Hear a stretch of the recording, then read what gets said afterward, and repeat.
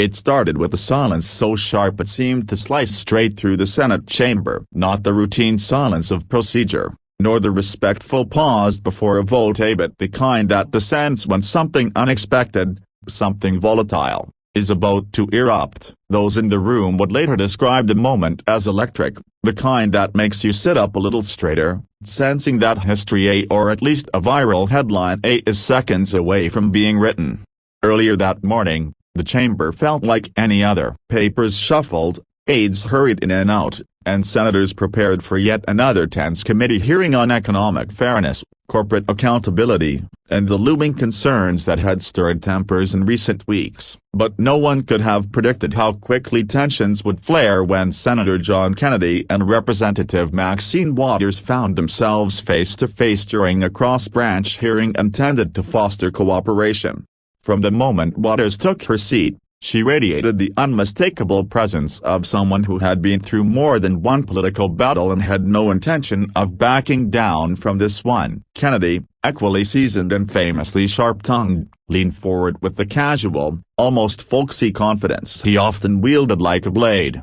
At first, the exchanges were controlled, firm, pointed, but restrained. Waters pressed for answers on regulatory failures. Kennedy countered with concerns about government overreach. Voices lifted, hands gestured, but it was still Washington as usual. Then came the moment that broke the rhythm. Kennedy cut in mid-sentence. Say again. Waters had been building to a critical point, one she believed was being deliberately sidelined. Her eyes narrowed, and the room stilled. Senator Kennedy, she said, her voice steady but edged with unmistakable frustration, "I need you to sit down and let me finish." Gasps skidded across the chamber. A few aides exchanged wide-eyed glances. Even the stenographer's fingers froze above the keys for a heartbeat. But it was Kennedy's response that stunned everyone. Instead of firing back with sarcasm or escalating as many expected, he leaned back, blinked, and let out a slow, unexpected breath. The tension seemed to melt from his posture. When he spoke,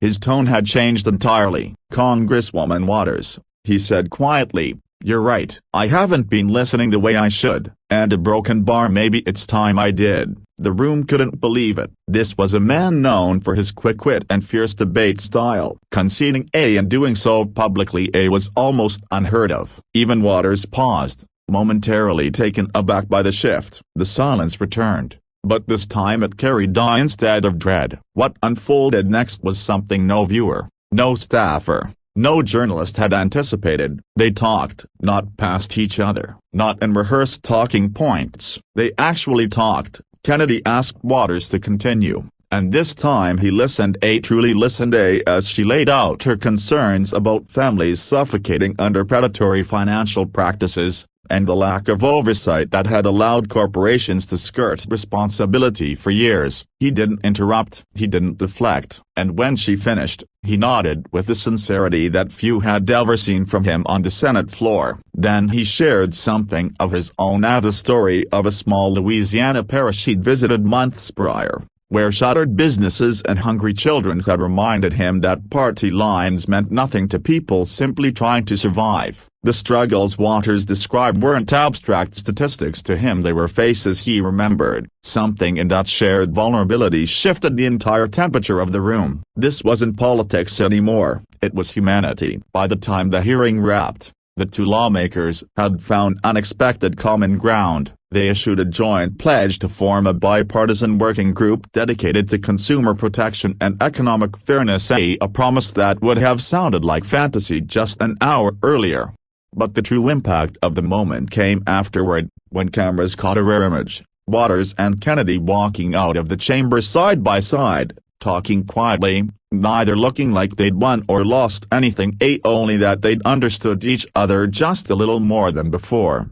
The clip spread like wildfire. Commentators called it everything from a miracle to a reset button for Washington. But for the millions watching online, the message that lingered was simpler, more human, more desperately needed. Listening still matters, respect still matters, and sometimes, the most powerful thing a leader can do broken bar is sit down and let someone else speak. In a time when shouting often drowns out sense, The exchange between Maxine Waters and John Kennedy became an unexpected symbol not of political victory, but of what happens when two people pause, breathe, and choose understanding over ego. And maybe, just maybe, it was a reminder that even in the halls of Congress, change begins with the moment of humility, a broken bar, and the courage to hear one another.